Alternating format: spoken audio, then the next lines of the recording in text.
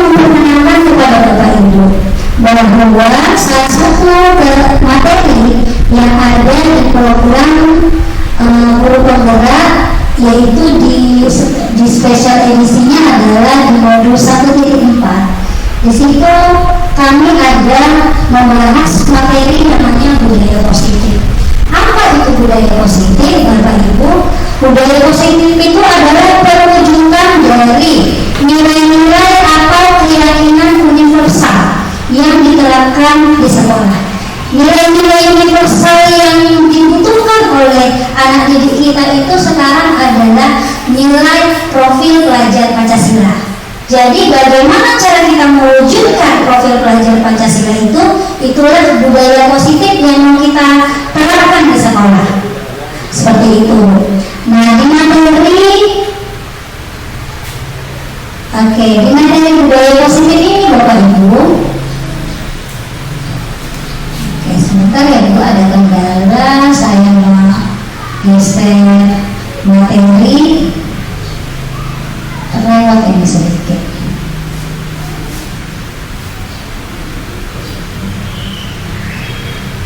Ini saya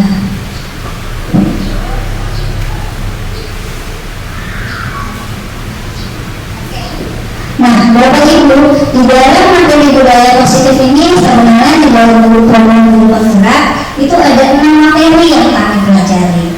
Ada disiplin positif, ada motivasi perilaku manusia, ada keyakinan kelas, ada kebutuhan dasar manusia, posisi kontrol seorang guru, dan segitiga restitusi.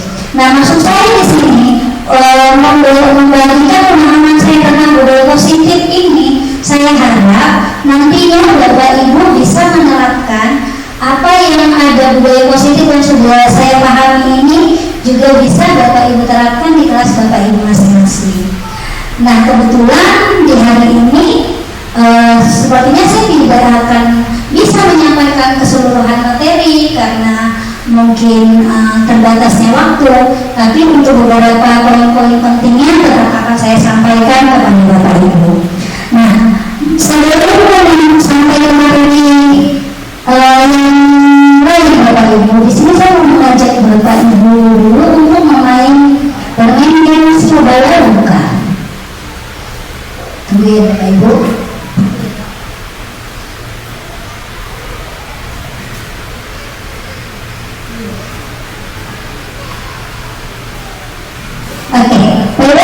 Sekarang saya mau mengajak Bapak Ibu untuk bermain games cobalah buka. Jadi tugas Bapak Ibu adalah sekarang Ibu menempatkan tangan kanan atau kiri Bapak Ibu. Kalau bersebelahan, ini seharusnya duduknya berdampingan nih sebenarnya nih. Ini berarti dari temannya nih, Bu Rima nih sama Bu Fitri dulu, berarti menurut Asma. Nah, jadi gamesnya seperti ini. Jadi saat ingin menempatkan sebuah tangan Bapak Ibu, bayangkan di dalam tangan Bapak Ibu ini ada benda-benda yang Bapak Ibu simpan. Nah, tugas Bapak Ibu adalah menjaga benda-benda itu sekuat tenaga. Betapa pentingnya benda-benda ini, jadi Ibu benar-benar harus menjaganya. Nah, tugas rekan sebelumnya, Ibu dikatakan Ibu harus berusaha membuka kepala tangan rekan Bapak Ibu.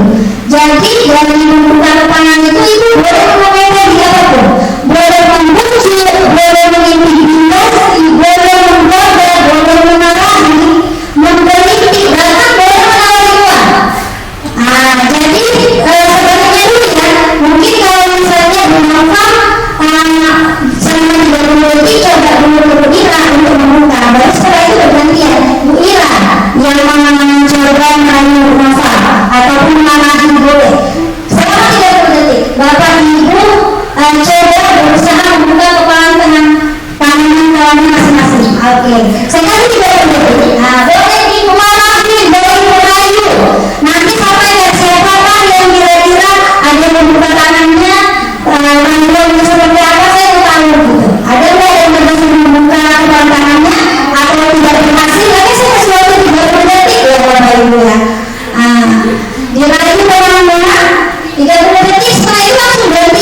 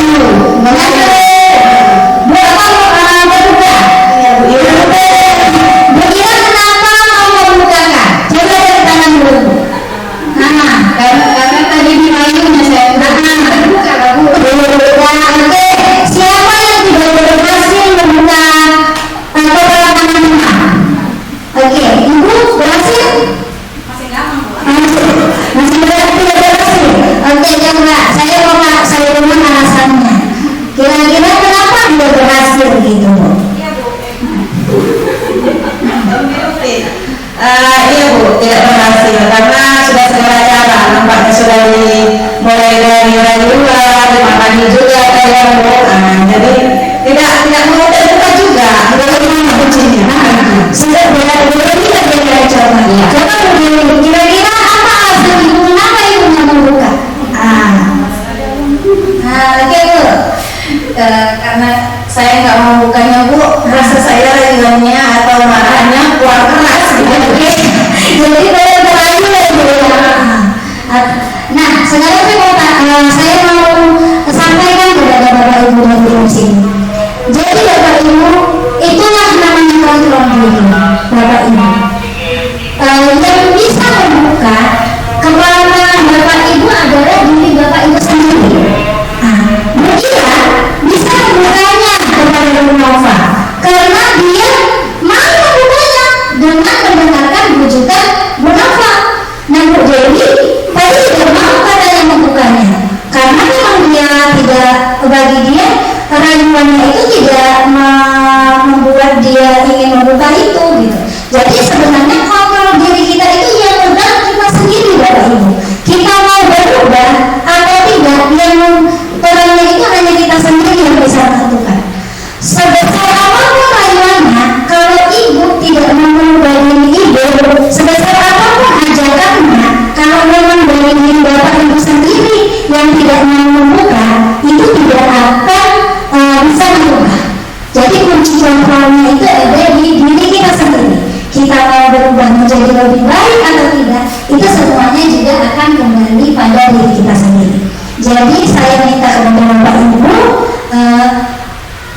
kita sudah tahu apa yang baik untuk diri kita. Jadi pegangan kendali itu oleh diri kita sendiri. Bujukan dan kira-kira itu memang kita butuhkan, kita akan berubah seperti Bu Ira tadi, dia membuka. Itu ada kebutuhan dasar yang ingin dia penuhi. Mungkin bujukan Bu Nova menyentuh hatinya, ya kan? Dan dia suka dibujuknya dengan seperti itu, gitu, yang menyentuh hati. Dia akan membuka hatinya untuk menerima masukan. Begitu juga anak-anak kepada kita. Jadi anak-anak itu pun mau berubah itu bukan karena bujukan ibu sepenuhnya. Jadi karena si anak itu juga mau merubah dirinya dengan membuka hatinya. Kuncinya agar anak-anak bisa ikut kita, bagaimana teknik kita untuk membuat dia mau membuka diri kepada kita. Jadi kalau ternyata anak-anak kita itu dalam satu semester ternyata tidak ada perubahannya, berarti stimulus dari kita itu Bu memang belum mengena ke hatinya gitu. Dan kita perlu untuk hatinya untuk bisa mengubah diri seperti itu. Nanti ada Bapak Ibu, ini sedikit ada kendala teknis. Oke. Nah, tadi itu adalah teknik kontrol, materi teknik kontrol kepada Bapak Ibu. Sekarang saya lanjut ke materi selanjutnya adalah disiplin positif. Nah, disiplin positif itu Bu, cara penerapan disiplin yang tujuannya untuk menumbuhkan kesadaran serta memberdayakan anak untuk melakukan sesuatu, tapi tanpa sokongan, tanpa ancaman maupun hukuman. Mungkin selama ini kita sudah berupaya melakukan disiplin. Tapi motivasi anak melakukan disiplin itu seperti apa? Nah sekarang saya berharap Bapak Ibu juga bisa merubah mindset Bapak Ibu bahwa disiplin itu bagaimana memang benar-benar bisa tumbuh dari kesadaran anak itu ya, maka itu akan menjadi disiplin positif dan hal yang bisa menjadi konsisten terjadi di sekolah kita Bapak Ibu. Kalau dia hanya karena takut dihukum Bapak Ibu, itu tidak akan menjadi karakter dia ke depannya. Tapi kalau dia memang benar-benar tumbuh dari dasar hatinya, kalau dia ingin melakukan itu, hal yang baik itu, pasti tanpa hukuman, tanpa sokongan, dia akan melakukannya. Nah,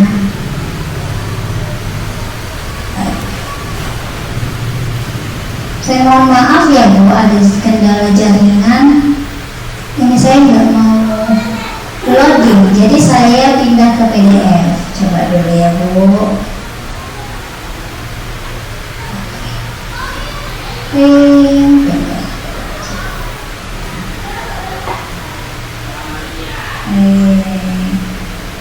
agak bermasalah.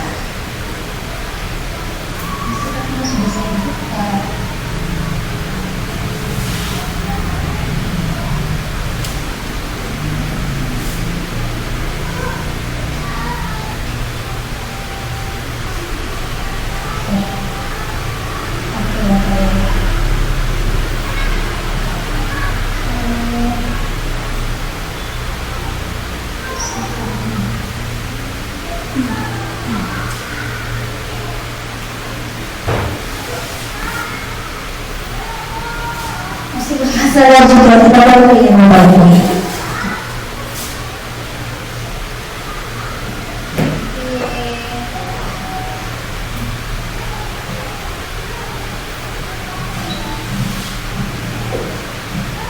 Emang jalan.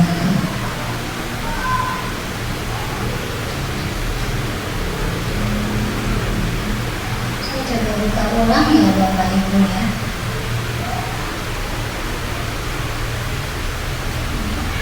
Bismillah.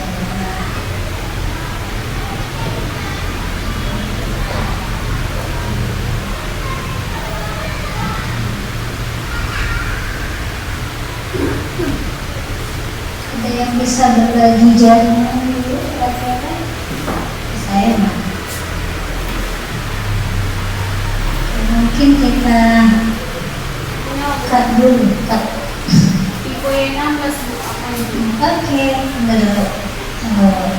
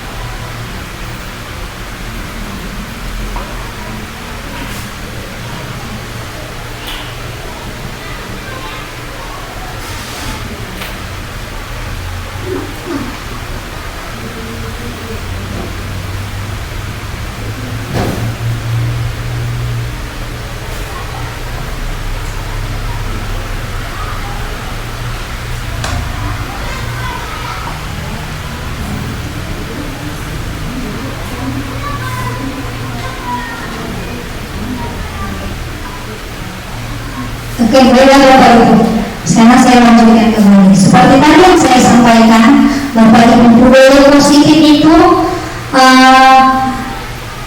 endingnya itu yang kita perlu, yang kita wujudkan adalah nilai-nilai kebajikan universal. Nah, nilai-nilai kebajikan universal yang saat ini kita inginkan tumbuh di diri anak-anak kita itu adalah profil pelajar Pancasila. Jadi bagaimana cara kita untuk nilai-nilai ini tertanam dalam diri anak kita adalah teknik Bapak Ibu sendiri. Bagaimana biar tertanam beriman dan bertakwanya, agar tertanam gotong royongnya, kreatifnya. Setiap guru punya cara. Namun caranya kita upayakan adalah hal-hal yang positif. Seperti itu Bapak Ibu. Nah, anak-anak itu akan menerima masukan dari kita itu adalah motivasi yang mempengaruhi. Nah, ada 3 motivasi perilaku manusia Bapak Ibu. Oke. Manusia akan termotivasi melakukan sesuatu itu ada 3 hal. Yang pertama itu dia hanya menghindari ketidaknyamanan.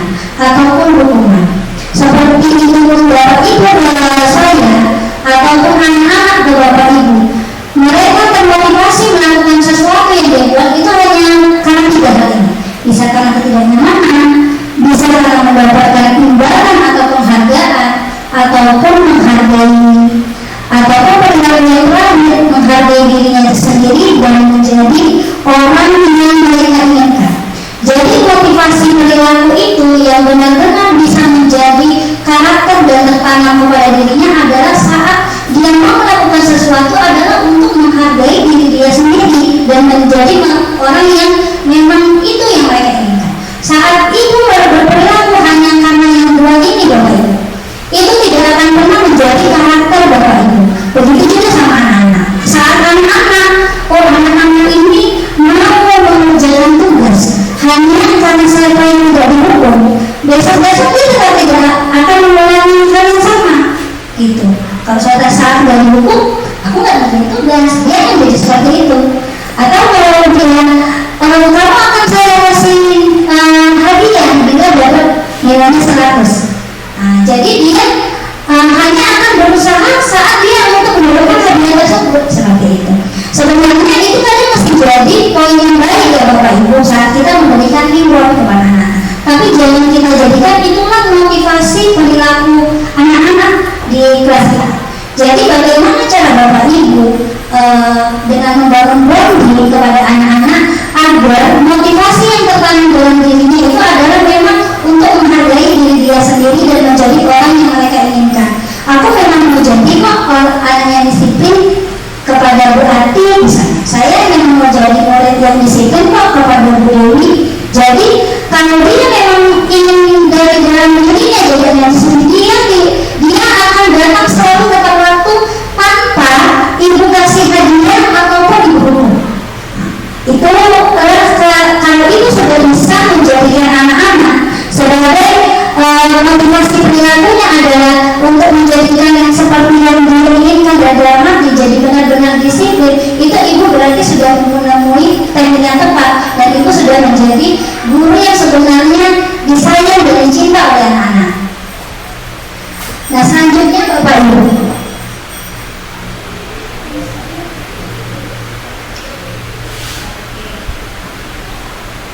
materi selanjutnya Bapak Ibu, kita adalah keyakinan kelas. Nah, saya tanya kepada Bapak Ibu, kenapa kita itu panggilnya keyakinan kelas, bukan peraturan kelas? Selama ini kita yang pernah kenal adalah kata tertib, gitu kan? Kata tertib adalah suatu peraturan. Nah, kira-kira karena apa ya Bapak Ibu? Ada yang bisa kasih alasan kepada saya? Nah, sebelum membahas alasannya saya mau tanya dulu sebelumnya sama Bapak Ibu, saya kasih alasan. Mengapa kita memiliki peraturan kita harus pakai helm kalau naik kereta? Nah, kira-kira Bapak Ibu kenapa pemerintah membuat peraturan kenapa harus pakai helm naik kereta? Setahu Bapak Ibu, supaya aman kira-kira untuk melindungi apa? Melindungi kepala ya Bapak Ibu. Dan ada peraturan sama mobil harus menggunakan masker dan mencuci tangan setiap hari. Kira-kira itu untuk apa Bapak? Iya, baru bersih mencegah penularan penyakit ya Bapak Ibu. Nah, memang sebenarnya peraturan itu dibuat sebenarnya bagus dan punya alasan ya Bapak Ibu. Pasti ada alasan dibuat peraturan itu. Nah, peraturan kita itu akan kesannya memaksa ya Bapak Ibu. Nah, kalau itu dari sebenarnya mengapa peraturan kelas bukan keyakinan kelas? Ada kira-kira Bapak Ibu yang bisa saya katakan? Oke, mungkin namanya. Kalau peraturan kelas biasanya dibuat oleh orang yang akan melakukannya tanpa persetujuan orang yang akan melakukannya. Tapi kalau keyakinan kelas, kita harus minta persetujuan dari orang-orang yang melakukannya seperti guru dan murid. Oke. Itu aja. Oke, kemudian ada lagi gimana? Oke, pemerintah ada yang sampaikan?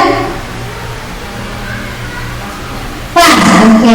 Nah, jadi kalau misalnya ini membuat peraturan benar ya seperti kata Bu Dewi tadi. Kalau kita buat peraturan kelas, kita yang atur ya peraturannya. Iya kan Bapak Ibu? Nah, bedanya kalau kita buat peraturan kelas, nah saya harap nanti Bapak Ibu juga membuatnya kepada anak-anak. Ya Bapak Ibu, kalau saat mengajar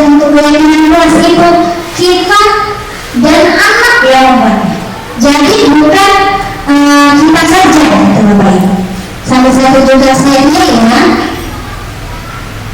Gimana cara menerapkan?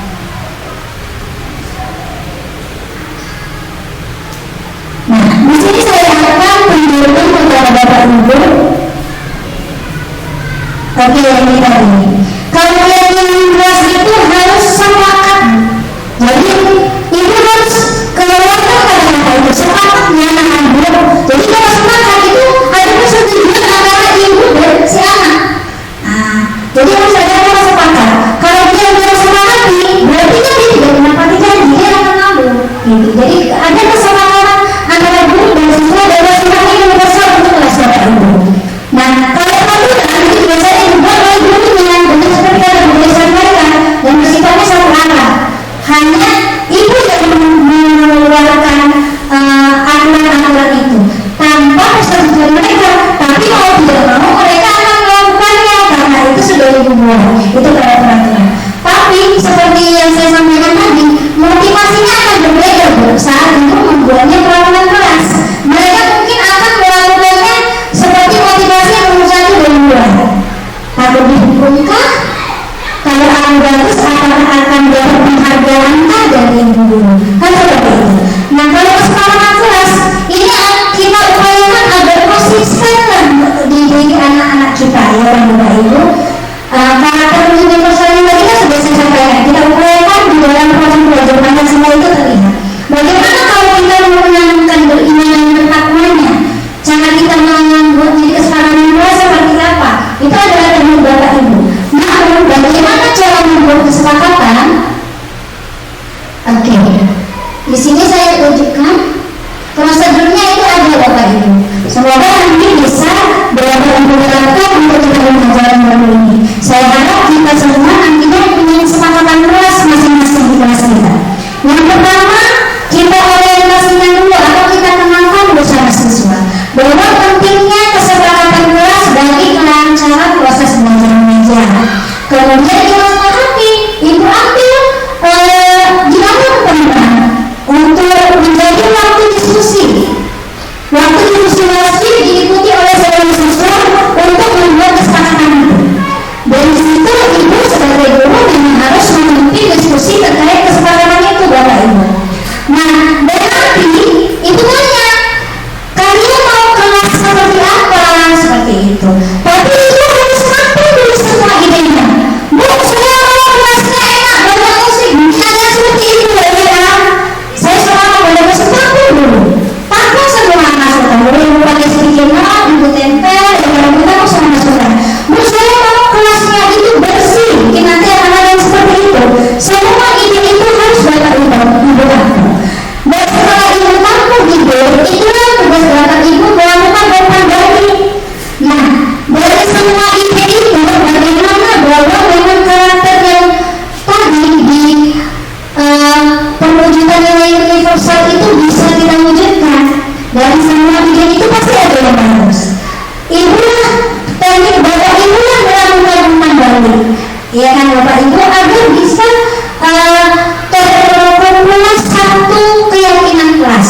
Misalnya tadi yang mau kelasnya bersih dan rapi, mungkin ibu akan buat salah satunya itu menjadi satu keyakinan kelas Bapak Ibu.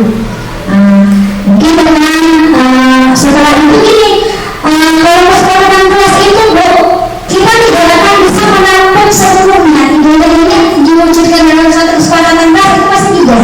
Tapi bagaimana cara ibu memberikan kembali agar mungkin tadi mau liburkan musik misalnya gitu kan di dalam kelas. Nah, kira-kira itu bisa diwujudkan sekali. Tapi misalnya dengan musik gospel, ada kesepakatan tidak buat, tapi tidak usah dijadikan keyakinan kelas. Tapi tanya ibu, bagaimana cara ibu menyampaikannya?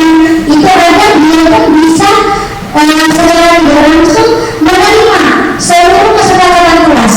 Karena bagaimanapun namanya kesepakatan kelas itu tidak akan menyeluruh menjadi keinginan seluruh siswa. Tapi bagaimana walaupun yang tidak suka, dia juga mau menyepakati dari hal yang sudah menjadi keputusan bersama untuk membentuk kesepakatan kelas tersebut. Kemudian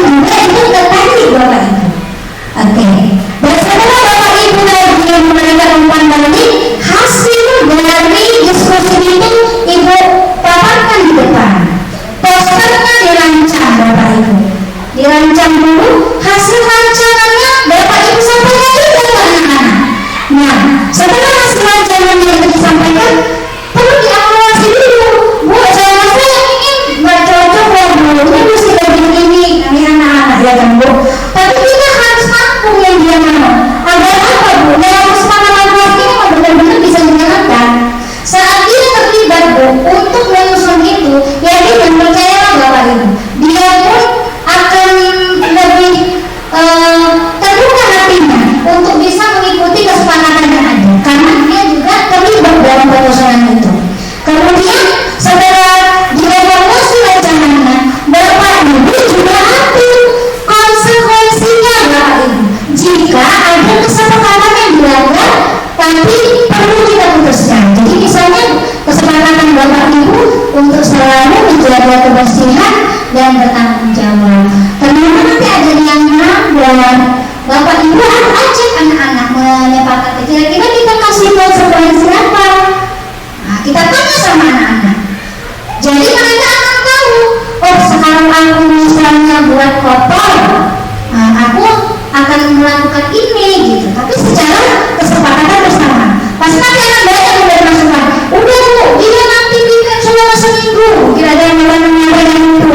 Atau dia membersihkan yang kotor hari itu yang dia buat. Pasti banyak ide-ide yang akan muncul dari mereka. Tapi itu juga teknik Bapak Ibu, bagaimana cara mengambil konsekuensi atas kesepakatan yang dilanggar, tapi konsekuensinya itu kira-kira juga tidak terlalu membebani anak. Dan dari konsekuensi itu anak-anak juga berharap, anak-anak akan tunggu dalam hatinya, aku akan berusaha tidak melakukan konsekuensi yang sudah disepakati itu. Seperti itu Bapak Ibu. Dan kemudian sudah dirancang prosesnya dan dievaluasi, konsekuensinya juga sudah Bapak Ibu atur. Kemudian Bapak Ibu evaluasilah kembali kesepakatan itu. Setelah dievaluasi, itulah hasil keyakinan kelas Bapak Ibu. Itu sudah fix, itu yang Bapak Ibu tempel di kelas Bapak Ibu. Seperti itu secara singkat prosedur pembentukan keyakinan kelas. Semoga nanti di ajaran baru ini kita benar-benar bisa membuat keyakinan kelas kita masing-masing. Oke, baik Bapak Ibu, kita lanjut yang selanjutnya.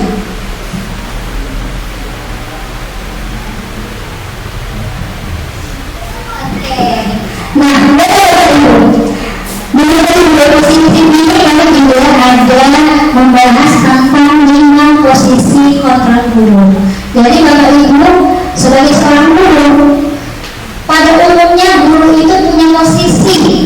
Ada guru yang dia berposisi sebagai penghubung, ada dia membuat rasa bersalah, ada yang berposisi sebagai teman, ada sebagai pemantau, dan yang terakhir sebagai manajer. Sebaik-baiknya kita adalah menjadi guru yang berposisi sebagai manajer, memanage gitu Bapak Ibu. Namun kemungkinan sebagai seorang manusia pada umumnya kita akan pernah melakukan posisi kontrol yang mungkin tingkatannya di bawah itu, terbaikkan posisinya di manajer. Tapi kita kembali kepada diri kita. Apakah kita mau tetap menjadi posisi yang di sini saja, ataukah kita berusaha menjadi lebih baik? Nah, di sini saya perlu menampilkan beberapa cuplikan tentang posisi kontrol dulu. Nah, Bapak Ibu, seperti itu kan diri kita. Oke, kita lihat ya Bapak Ibu.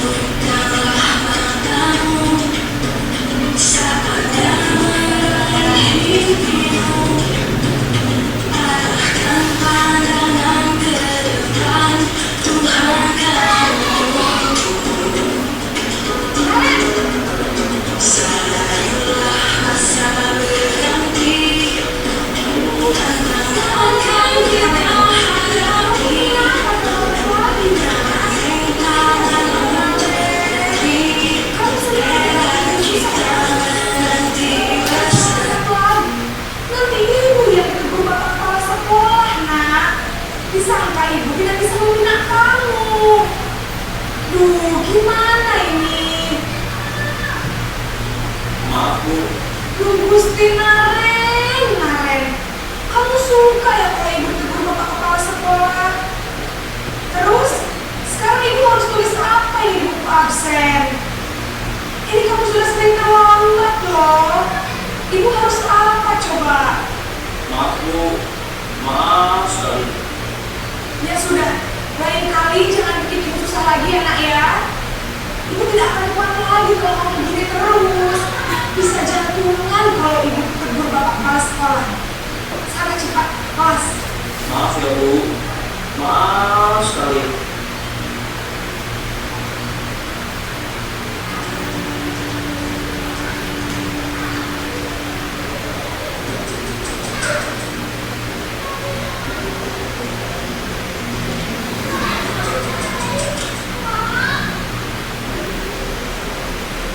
Naren!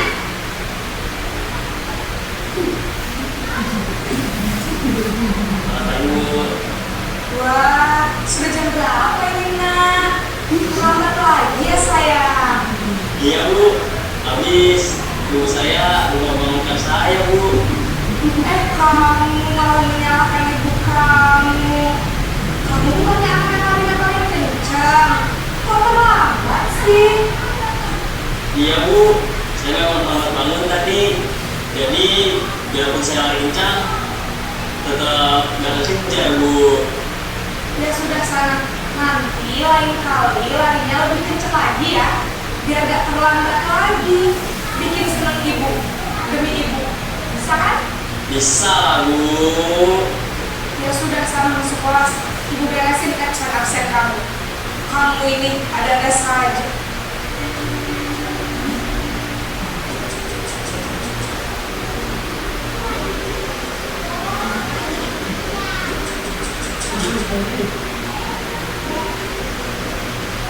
Naren!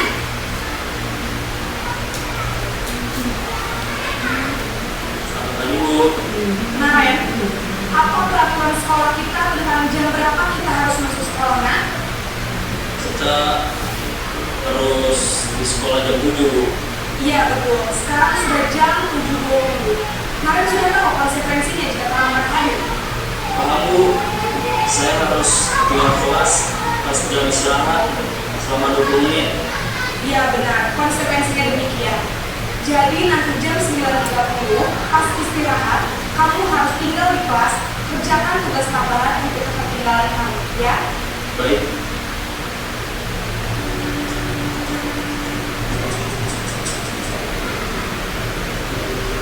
Tadi kok pantau tadi. Ini meja. Naren!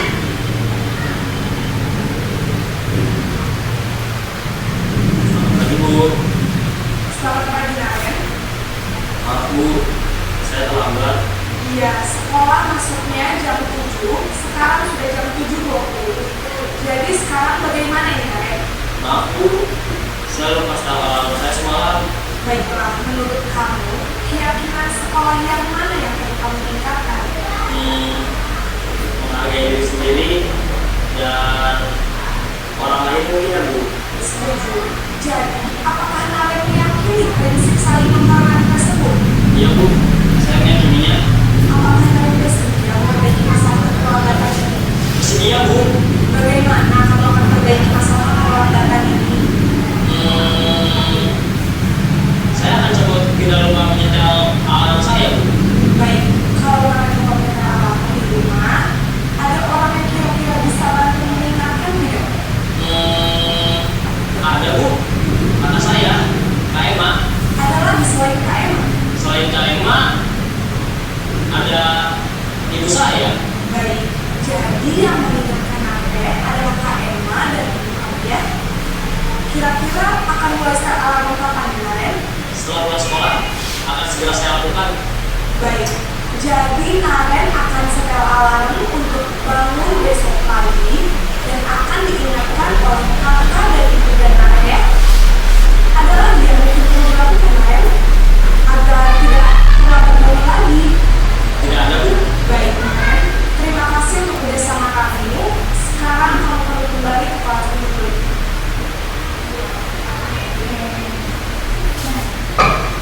Bapak Ibu, tadi sudah lihat beberapa posisi kontrol dulu.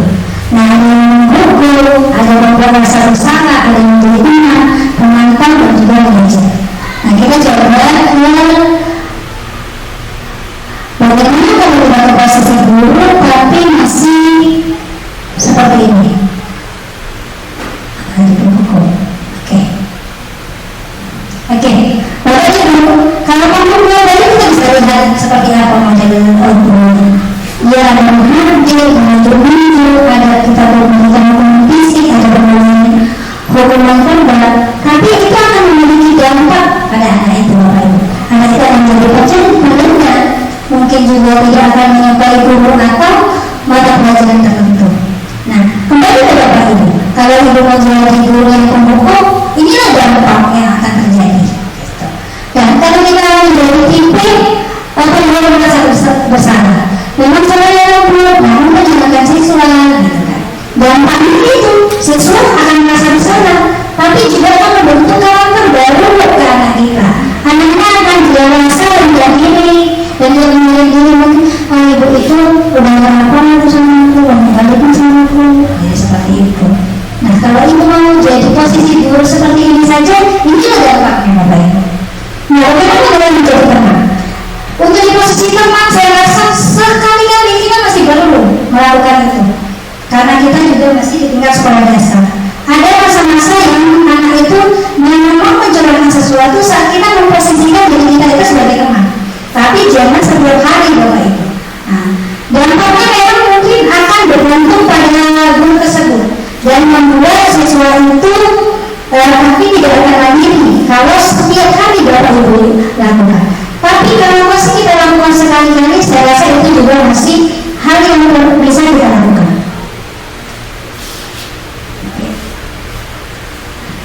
Nah, untuk dimantau dan mengajar. Nah, kalau dimantau, memang berbicara ekspresinya datang, tapi bisa memberikan berhasil memotivasi kepada anak. Dan kalau terbukti.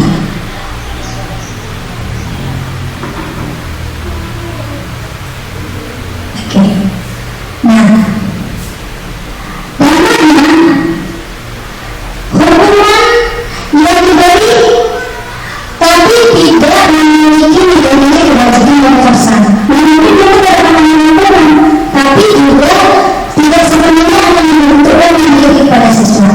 Tapi untuk bila Bapak Ibu saat ini masih sampai di karakter ini, di posisi ini, sebenarnya itu tidak menjadi guru yang tenang dulu, Bapak Ibu. Sekarang mari kita coba berposisi menjadi guru yang mengajar. Siswa itu akan menjadi netral, tercipta identitas positifnya, dampaknya juga akan membuat murid mandiri dan mereka memecahkan masalah sendiri. Seperti tadi yang video lagi, semua masalah itu dikaitkan ke yang luas, Bapak Ibu. Nah, tadinya sudah melakukan posisi guru sebagai manajer, setiap ada masalah adalah melakukan namanya segitiga restitusi, yaitu materi selanjutnya dari kegiatan ini. Nah, dalam segitiga restitusi, Bapak Ibu, ada 3 yang harus kita lakukan. Yang pertama, kita stabilkan dulu identitasnya. Kemudian kita validasi kebutuhannya, dan kemudian kita tambahkan keyakinannya. Nah, saat itu pada kesalahan, ya kita sampaikan ibu pun pernah melakukan kesalahan, tapi bukan berarti dari kesalahan di sini kita mencari siapa yang salah,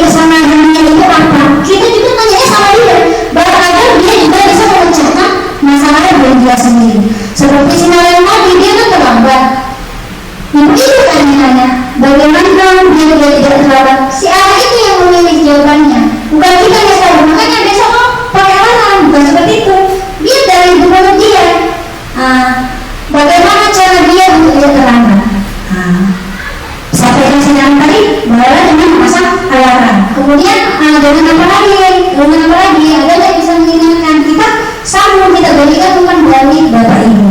Dan setelah itu yang terakhir adalah mengingatkan keyakinan kelas seperti tadi. Keyakinan kelas apa yang sudah dilakukan? Dia harus sadar, dia sudah melakukan kesalahannya di mana. Kita juga perlu menanamkan itu karena kita sudah punya keyakinan kelas di kelas kita.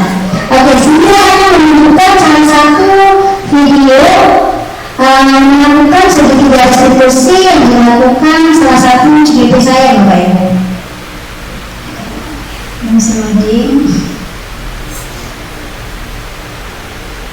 Assalamualaikum warahmatullahi wabarakatuh. Salam guru penggerak. Saya Injeki Chandra, calon guru penggerak angkatan 10 dari SD Negeri 11657 Tampualan, Kabupaten Labuhan Batu Utara, Provinsi Sumatera Utara.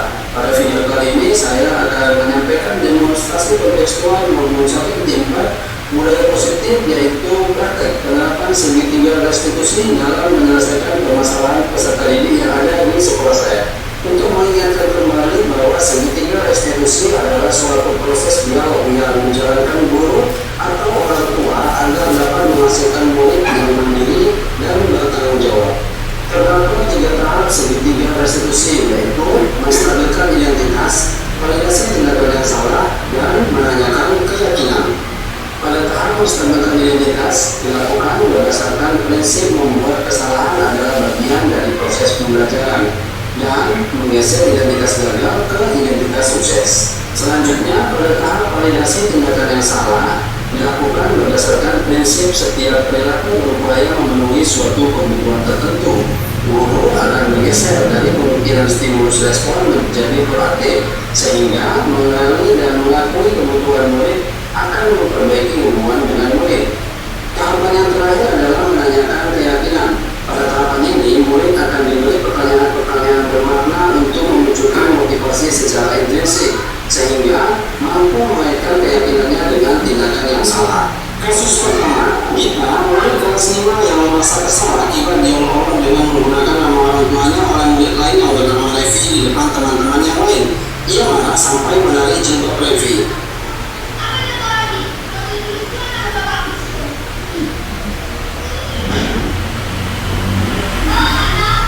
Barusan Bapak ada pelaporan dari ketua kelas, katanya kamu harus bisa. Iya Pak, kesal sekali saya Pak. Kenapa kamu bisa sampai sebesar itu? Si Levi terus mengejek-ejek nama orang tua saya Pak. Kan saya jadi kesel. Gak cuma kali ini, kemarin-kemarin juga dilakukan seperti itu Pak. Kalau begitu, kalau kamu kesal, mungkin kalau kamu kesal, kamu akan juga merasakan hal sana. Tapi kamu datang kemari dengan mencari siapa yang salah. Bapak ingin mencari solusi bersama dengan kita untuk menyelesaikan permasalahan pertengkaran antara kita dengan Levi. Memangnya apa yang kita lakukan tadi sama Levi? Biasanya saya diam aja Pak, tapi tadi si Levi dicoret-coret nih buku pilih saya. Terus di papan tulis disebut nama orang tua saya besar-besar. Kan saya jadi marah. Terus saya menarik jilbabnya Levi dan saya mengucapkanlah kata-kata kasar Pak. Begitu. Kamu pasti melakukan itu ada alasannya. Ya iyalah Pak, saya udah kesel. Udah kepala hal sama si Levi. Levi udah kelewatan mengejek dan mengolok-olok saya. Kan saya jadi malu Pak sama teman-teman yang lainnya. Baik, wajar juga lah kalau kamu marah, karena kamu pasti merasa harga diri kamu telah merendahkan. Bapak menghargai sikap kamu yang tidak bertindak lebih dulu. Bisa saja kamu bertengkar dengan Levi, bahkan mungkin bisa sampai melukai visi kalian. Kamu pasti bangga dengan diri kamu karena kamu bisa memahami. Tapi coba kita pikirkan kembali apa yang sudah kita lakukan dengan malam Levi, menggunakan kata-kata kasar, bahkan sampai menarik jilbabnya Levi. Apakah itu sesuai dengan keyakinan kelas kita? Tidak Pak. Baik, coba pikirkan kembali keyakinan kelas mana yang telah kita langgar. Mungkin menghargai orang lain Pak. Ya, betul sekali. Apakah menghargai orang lain itu penting bagi kamu? Penting sekali Pak. Jika itu memang penting, coba apa yang bisa kita lakukan sesuai dengan keyakinan kelas tadi? Ketika kamu sedang marah, harusnya seperti apa? Bersabar dan menahan diri Pak. Baik, terus misalnya kamu memperbaiki masalah ini? Saya bersedia Pak. Mantap. Jadi apa yang akan kita lakukan untuk memperbaiki meminta maaf kepada Leti atas perkataan kasar saya yang telah menarik jilbabnya. Dan juga saya akan meminta Leti agar tidak mengolah-olah apa yang meja dan orang tua saya lagi, dan saya tidak akan melakukan hal-hal yang tidak menghargai orang lain. Dan jika ada yang mengolah-olah dan mengejek dan merasa orang tua saya akan mengingatkan dengan saya itu tentang keyakinan kelas 3, Pak.